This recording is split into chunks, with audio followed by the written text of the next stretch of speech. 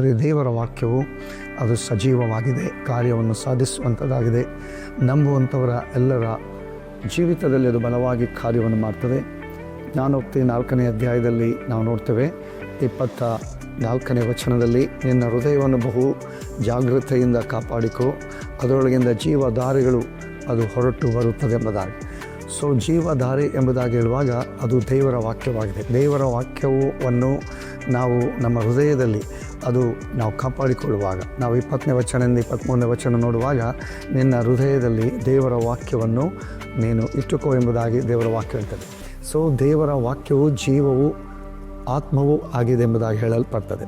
So ಆದ ಕಾರಣ ನಾವು ಯಾವಾಗ ದೇವರ ವಾಕ್ಯವನ್ನು ನಮ್ಮ ಹೃದಯದಲ್ಲಿ ನಾವು ಅದನ್ನು ಕಾಪಾಡಿಕೊಳ್ತೇವೋ, ಆಗ ನಮ್ಮ ಜೀವಿತದಲ್ಲಿ ನಾವು ಎದುರಿಸುವಂಥ ಪ್ರತಿಯೊಂದೊಂದು ಯಾವುದೇ ಸಂಗತಿಗಳಿರ್ಬೋದು, ಅದನ್ನು ದೇವರ ವಾಕ್ಯದ ಮೂಲಕ ನಾವು ಜಯಿಸಲಿಕ್ಕೆ ಆಗುವಂಥದ್ದಾಗಿರ್ತದೆ.